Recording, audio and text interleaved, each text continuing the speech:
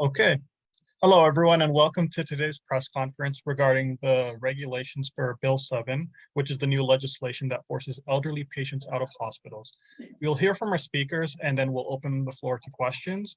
And members of the media can indicate they'd like to ask a question during that portion by using the raise hand feature on Zoom, or by indicating they'd like to ask a question by typing it in the chat. Our first speaker today is Natalie Mera, who's the Executive Director of the Ontario Health Coalition. Natalie? Thank you very much, Sala, and thank you to all the media who are here to cover this. It's a really important issue. We're extremely concerned. We're already getting calls and emails and correspondence from families of people who are in hospitals who are in this situation. Sorry. We are already getting calls and emails and correspondence from family members of people who are in hospitals in this situation, waiting to get into a long-term care home, who are terrified of being sent far away from their families, being sent to homes that they know are terrible homes where they don't want to go. But I think we need to start by going through what is actually in the package now of planned regulations. We still do not actually have the actual regulations. We have the minister's statement from yesterday, and we're talking about the regulations to Bill 7, the so-called More Beds, Better Care Act, which neither makes more beds nor better care, but actually what the act does, the fundamental change that the act makes is that it allows hospitals and placement coordinators to override the patient's right to consent, to assess them without their consent, to share their personal information with an array of long-term care homes, and it looks like now other care providers without their consent, for-profit or not-for-profit.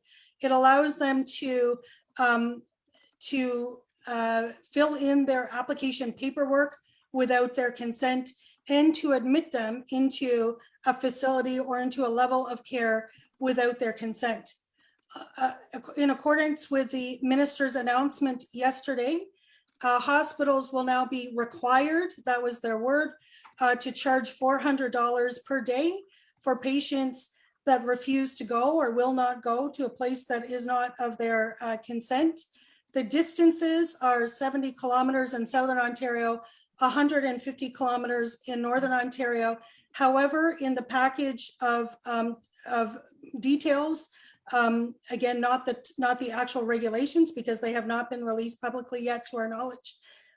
In the package of details in Northern Ontario, they will be allowed to override that and go beyond the 150 kilometers if there is no long-term care home available within 150 kilometers. The other thing that I wanted to note is that the description of the planned regulations actually exceeds the scope of the legislation. They're now talking about including patients waiting for home and community care, being able to force them out of hospital under threat of $400 a day fees to places that may be a great distance from their home, could be a retirement home, could be a whole array of other types of facilities, could also be home care, even if they're eligible for long-term care and need long-term care. So this is beyond, they didn't sort of shrink it, they actually expanded what they intended to do, the scope of patients who are going to have their fundamental rights, cornerstone rights, overridden by this legislation and its regulations. I just want to say a few things. There are a few outspoken champions of this legislation who are saying things like this should have been done years ago.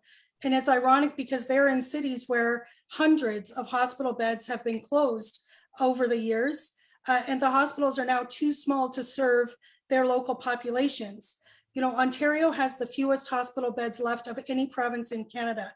We have undergone the most radical hospital downsizing, and this is no exaggeration. Ontario has undergone the most radical hospital downsizing of any province in Canada and virtually any jurisdiction among developed nations. Canada as a whole is very low in terms of the number of hospital beds in comparison to all of our OECD sort of developed economies. Ontario is almost dead last among all peer nations in terms of the number of hospital beds we have left. Now, in the competition for two scarce resources in our local hospitals, they have singled out the elderly and frail, patients with disabilities, to override their fundamental rights and to force them into care that is not appropriate, may not be of their choosing, may be far away from their loved ones. I want to share with you, it's grotesque. I mean, it is grotesque. And we are appalled. We're horrified. We are going to fight this in every possible way we can. I want to share with you a phone call I got from a woman just before we started the press conference. She lives in Northern Ontario. Her sister is in the hospital. She's in this situation waiting for long-term care. She has daughters, all of whom work. And she is deathly afraid that her sister is going to be forced into a long-term care home far away, where her daughters, who are the only people her sister knows anymore, her sister has dementia, will not be able to access her and visit. She's worried that it will cause her sister's decline and ultimately possibly her death. She's horrified at this legislation. This is the situation that actually thousands of people across Ontario find themselves in. We are hearing opposition to this from all walks of life. And I just have to say that the question of whether it is $1,800 a day or $400 a day is moot. I mean, people can't afford that. So therefore it's coercive. It is, enabling, I suppose, the small portion of people that might be able to afford almost $3,000 a week to pay for a hospital bed while others can't. But it is coercive for the vast, vast majority of people, forcing them into places of care where they don't want to go, often for good reason. All lip service to be, prioritizing people to go to culturally appropriate homes and so on is utter nonsense. The wait list for those homes is longer than the wait lists for non-cultural specific homes, and often can be 5 years, 8 years, or even longer. I mean, of course, that sounds great, but it's never going to happen in reality. And the ministry must actually know this.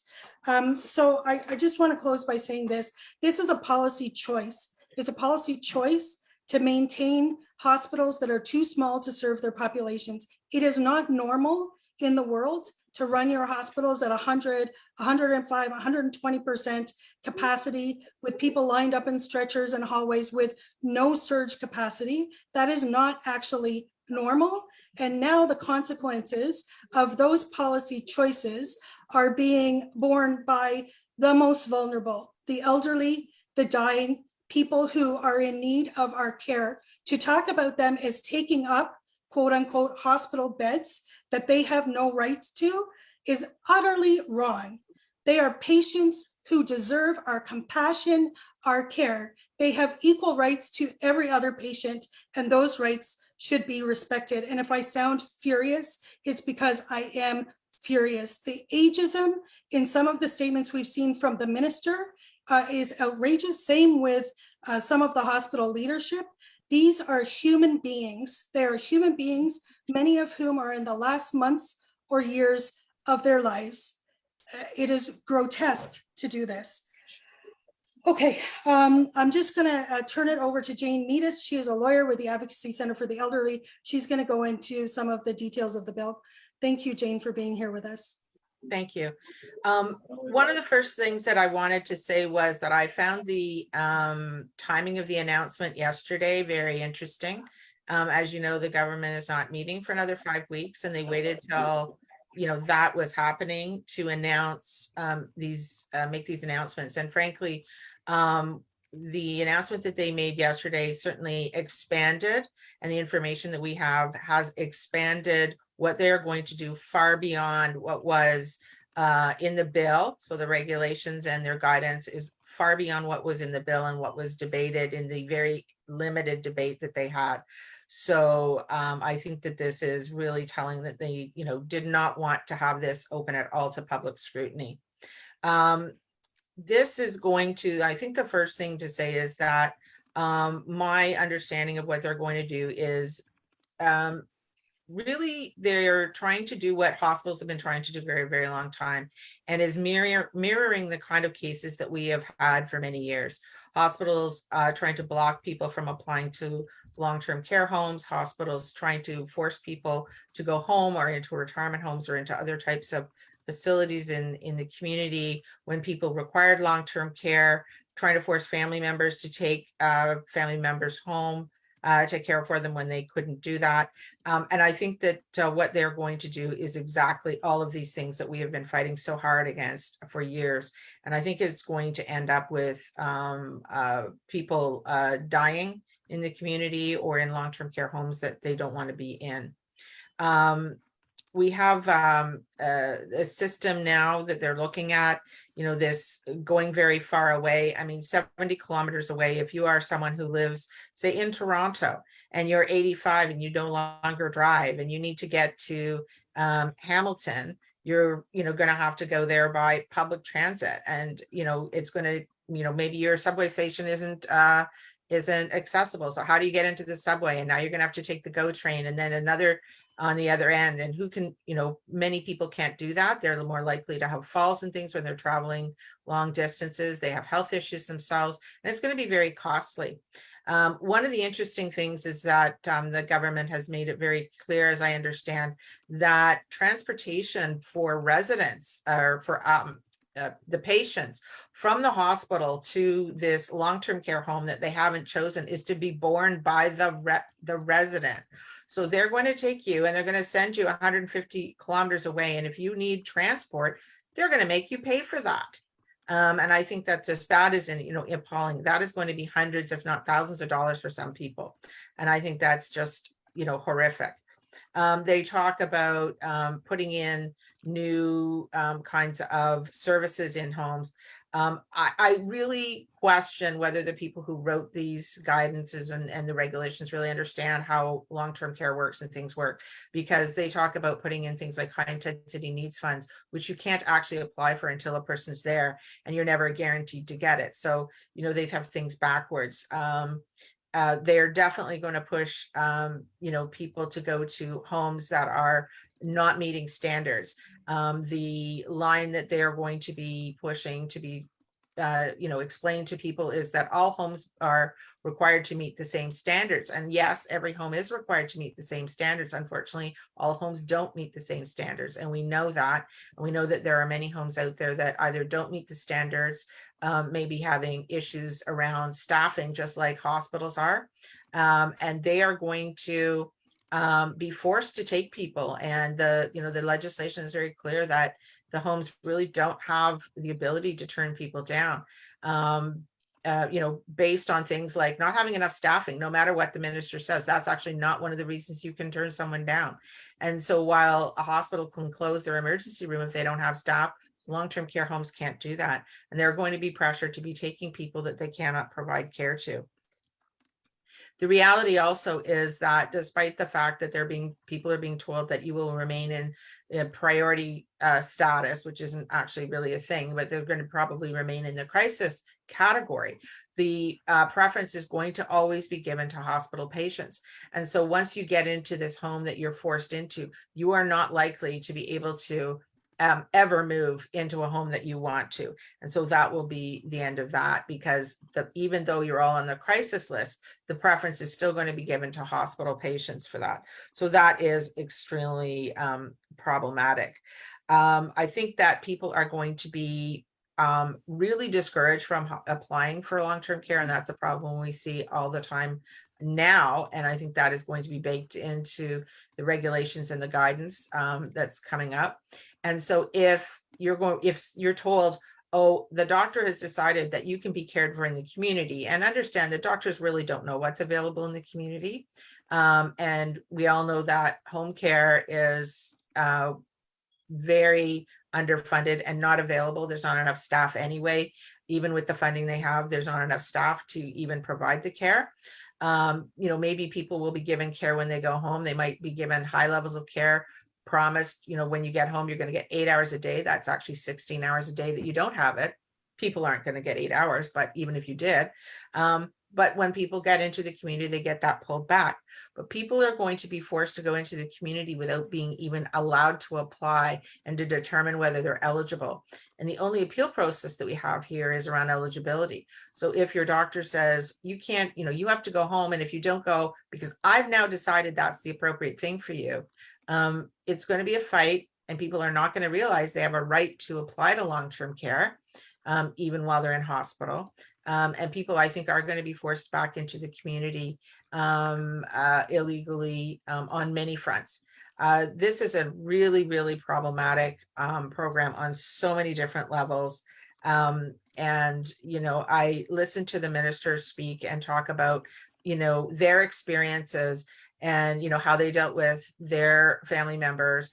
And I can tell you that they're very lucky. They have the resources. They have, I think Minister Jones said that she had 7 siblings, or there's 7 children in the family.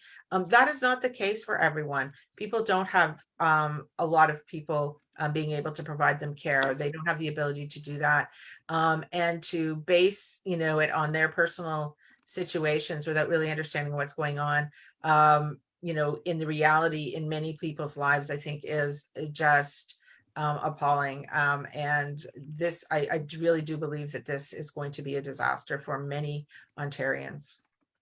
Thank you, Jane. I'll just two other quick fact check notes. Hospitals are not acute care facilities. They provide a whole range of care, including rehabilitation beds, complex continuing care beds, palliative care, a whole range of care. That care is as legitimate as acute care.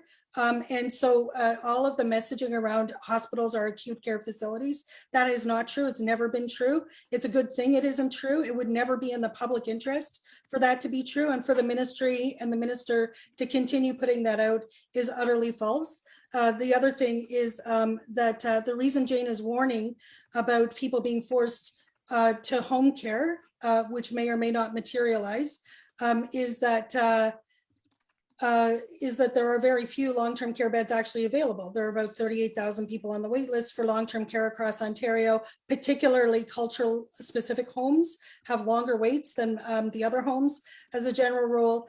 And those homes that have beds that are available, if there are, there would just be very, very few, are homes that are either, not near people that need, so they're far away, or they're homes that have serious issues and people don't want to go to them for good reason.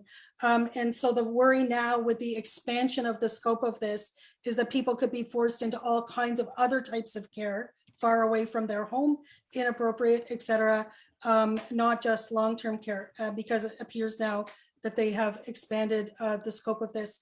So with that, thank you very much for hearing us, and we'll open it up for questions from the media. You don't need to put your question in the chat, but if you could indicate in the chat that you have a question, then Sala will be able to call on you, or just use the raise hand function in Zoom, and thank you. So we have a question from Liz Payne. Liz, please go ahead. You're on mute. Yeah, thank you.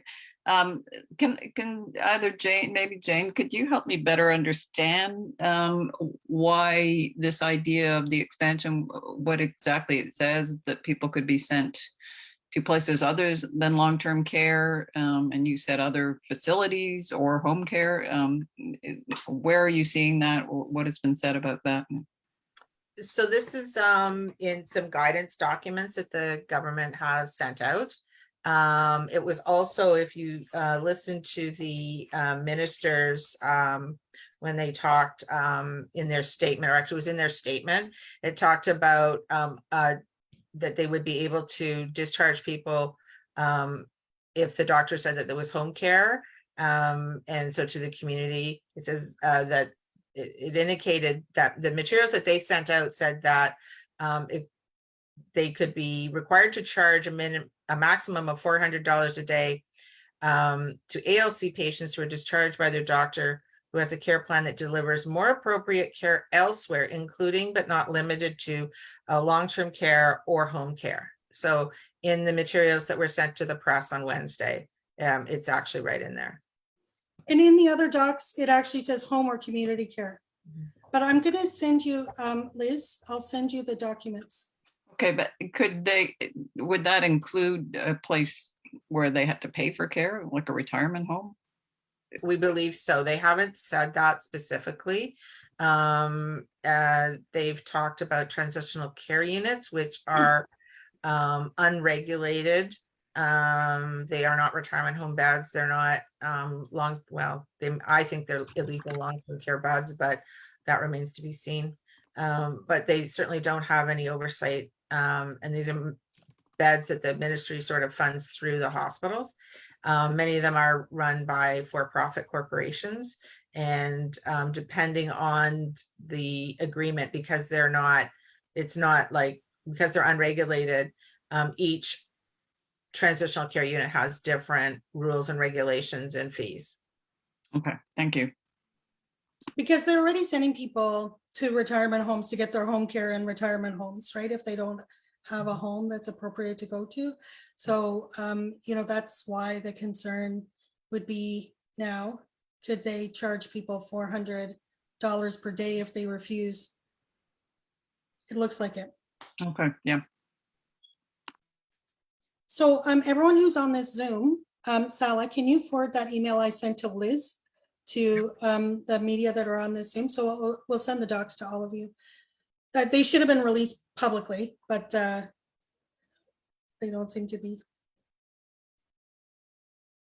Are there any other questions? Again, you can use the chat or you can use the raise hand feature using the reactions. There's a question from Michael McKinnon, and I see you're unmuted. Go ahead. Thank you. So it's my understanding that ultimately the doctor providing care to a person in an alternate level of care bed in a hospital, it will be the doctor's call that this person should now go to long-term care. Is that right? Yeah, so it's a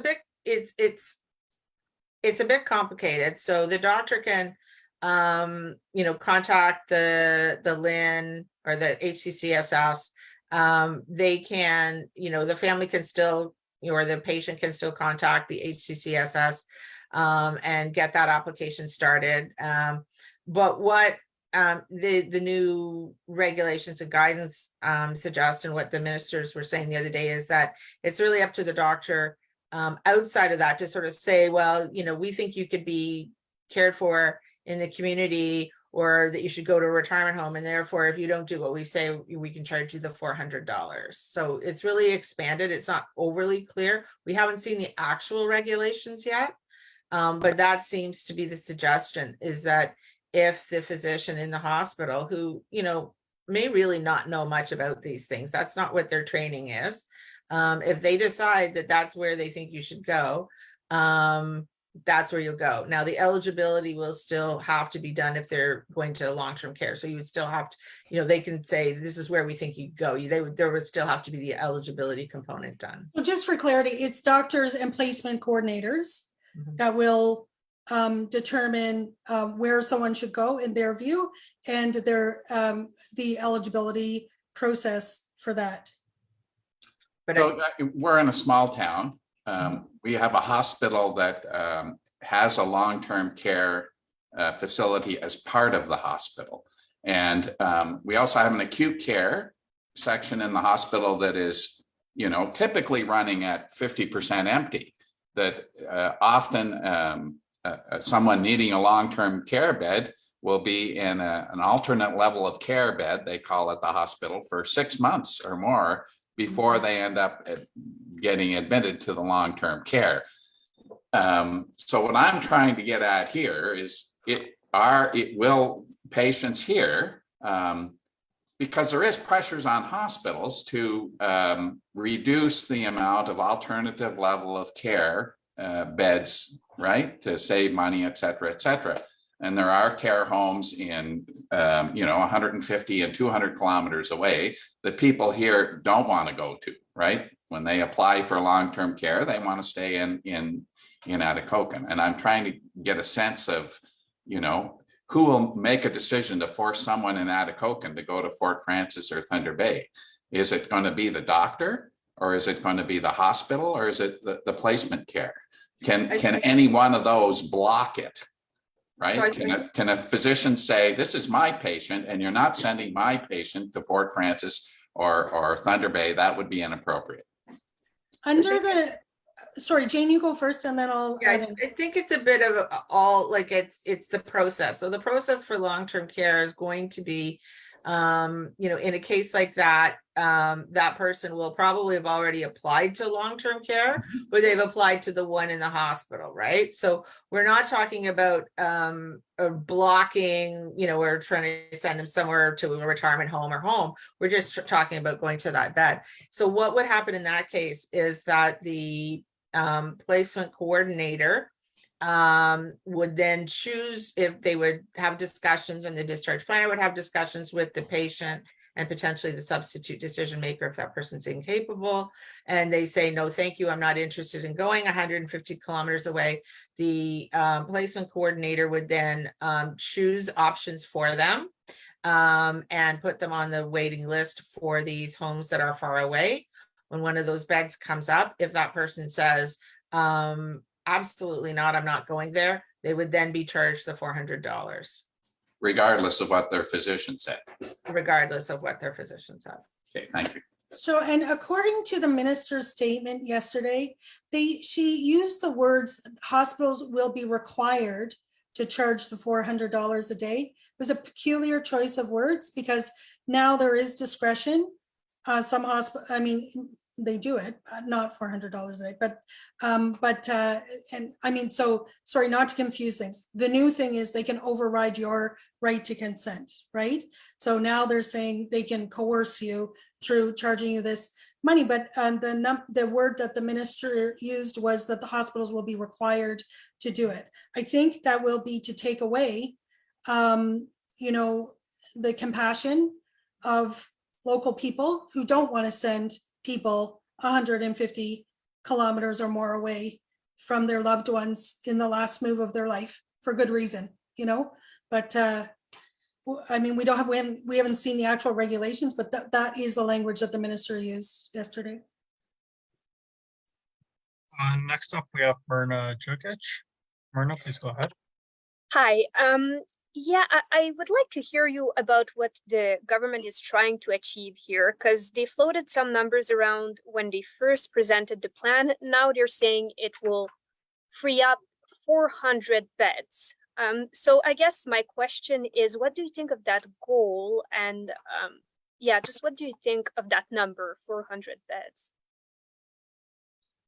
Well, I mean, if they can, like, I guess what they've done is a quick survey of what long-term care homes have some bed availability. Most of them don't, obviously, and that's why we're in this problem.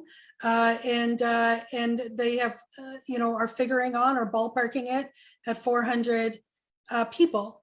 But the legislation is not, I mean, during the pandemic, not that we're out of the pandemic, we aren't at all, but during the first few waves of the pandemic, they, under the emergency powers, offloaded hospital patients several times, right, into long-term care homes or into home care, et cetera, as a temporary measure to deal with the immediate crisis of the huge numbers of COVID patients in hospitals. This is a permanent piece of legislation. It's a piece of legislation that is not time limited. It's not an emergency measure for this winter or anything like that. It's a permanent piece of legislation, that permanently overrides the right to consent for patients. So 400 right now, then 400 tomorrow, then 400 the month after, and then so on and so forth. In perpetuity, they will be able to do this. And it's not just, as we're noting from the actual documents that the government has now given to providers, not to the public, but to providers, it appears it's not just long-term care, but an array of other patients. The only other piece that I wanted to say about this, if it's all right with you, is that They're saying about 5,800 alternate level of care patients. We can send you the only survey that we can find online that is actually publicly available. They tend to hide these numbers. Every time we release them publicly, they take them down off public websites and so on. But the bottom line is that the majority of ALC patients are not waiting for long-term care at all. And a big block of them are waiting for another type of hospital bed. They're waiting for a rehab bed or a complex continuing care bed or a mental health bed, which they can't get because they're all full. Surgeries are canceled often because the medical beds are full and there's nowhere for people to recover because we don't have enough hospital beds. We don't have enough long-term care beds. And frankly, the staffing crisis that we see in our hospitals exists also in long-term care and in home care. So the sectors where they're sending people, I literally just got an email from a physician, palliative care physician this morning, describing home care in his region as entirely having crumbled. Like there is no service there because they don't have staff. They don't have staff to provide the care. So people are being sent from one area in crisis in healthcare where there happen to be a number of powerful people who have achieved this legislation to other sectors of healthcare that also cannot provide for these patients. And the patients are being treated as though they're a burden on society through no fault of their own. But because we as a province have planned under capacity across our healthcare system, and particularly radically in our hospitals for decades now, but also the current government has done nothing to possibly address this crisis in any other way. I mean, what are we doing to reduce the number of COVID patients in hospitals? All measures have been lifted. You know, what are we doing to actually increase the number of hospital beds? What substantive single thing is this government doing to get staff back into the hospitals, the staff who've retired out early or are leaving due to burnout? Why have they not done what we've been calling for years, which is an emergency recruitment, a big bump up, because the workloads are impossible and people are leaving faster than they can be trained in? Right? Like Quebec did after the first wave of the pandemic. We have the model there for long-term care, for example, that would help. They are not doing any of that because they have a plan to cut funding. It's an austerity budget plan for the next, more than 5 years, 8 years, I believe it is. And so they're maintaining downward pressure on wages, and they're not actually dealing with the crisis in the workforce across healthcare. And now it's being borne by patients who are dying. I mean, what kind of, it's immoral on every level. I'm sorry, but so you know, on the numbers, that was a long answer. I apologize, but that's the answer. And I just wanted to add to that, and I think that, you know, Natalie's correct that number 400, that was what, you know, and it's not ever going to fix what is not really an ALC problem, which is really a staffing problem. But I think that once we've seen this change to allow hospitals and doctors, because the pressure is going to come from the hospital onto the doctor to discharge people to the community, to these non-existent home care programs. And I think that it will open maybe more than those 400 beds, because they are now going to pressure people to go to other places other than long-term care. And so it may in fact be opened more. But a couple of things that are going to happen. One is that it's not going to work. So people will end up back in hospital, sicker than they were, you know, if they survive. And the other thing is that, you know, all of these programs and all of this legislation and regulation, and every time we have an issue, whether it's whether it's you know, COVID, whether it was Elizabeth Wetlaufer and the issues that came out of that inquiry, it's all damage control. What we really need to do is to provide proper home care so people never end up in the hospital to start with. We need assisted living so that people, we need primary care. We need assisted living so people can still live in the community, but have care close, like with cluster care in a facility where you can have your own apartment, but there's home care available on site.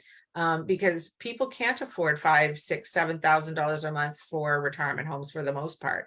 The people who are going to be able to pay the $400 a day probably aren't there because they're going to go to a very expensive retirement home where they can pay privately for care, and they're happy to do that. But people who are modest and low income cannot do that, and there are no options other than long-term care. So people end up in long-term care because they can't manage their medication at home. There's nowhere else for them to go. They mix up their medication. They end up in hospital. It becomes a pipeline, and the beds are just going to refill with people over and over again because we haven't fixed the actual problems.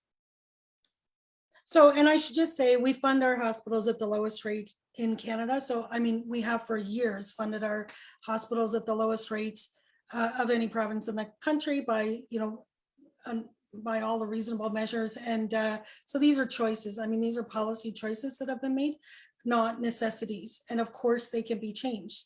So we will be, going forward, we will see what the possibility is for a charter challenge. We need the regulations first and or any other potential legal challenge, and we will fight this because it's wrong. And that's all we can, that's what we have to do. The principle of patient rights to consent has to stand. It has to stand, and it applies for the elderly, the aged, people with disabilities, just as it does for every other patient.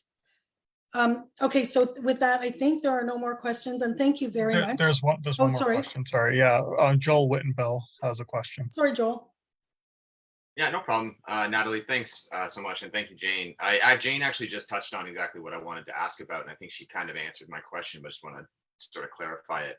It seems like this whole plan would be based on the patient's inability or ability to pay. And I'm just curious. So if they can't afford, the elderly on a fixed budget can't afford the $400, or they maybe even can't afford the long-term care fees, are they just essentially going to be forced out of the hospital and then forced to go live with a family member or something like that? It just seems really weird to me that, you're going to put this plan in place that's going to affect a population of people that are mostly on fixed incomes and may not have the money. And, if you have a situation where an elderly person's family can't afford to pay these things either, I'm just curious what happens then. It just seems like they may be forced into an unsafe situation where they have to go and live with a family member. So I mean, people can always afford long-term care because it's income. It's based on income. Retirement homes are a different story. They're private pay. I think he's talking They're about very not being able to expensive. afford the $400. Yeah. So- So no, I understand that, but instead just say like long-term care, you can always afford. Retirement homes is private pay. The $400, well, that's there. You can be charged. Whether the hospitals are going to be able to collect that money is an entirely different situation.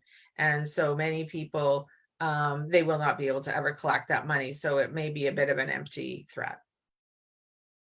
Could they discharge you? I mean, if they say, well, you're not paying the $400, go, So leave.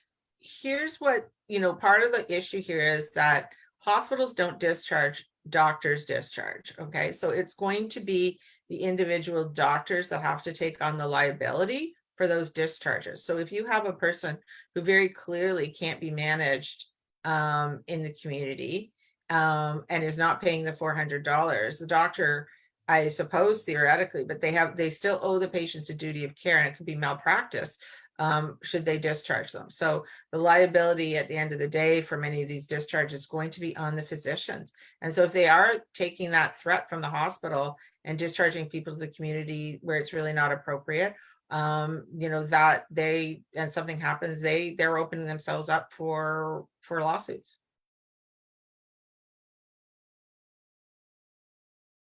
Okay. Anyone else, or we're good? Okay, thank you very, very much for joining us about this issue. It's very serious, and we really appreciate your time. Thanks.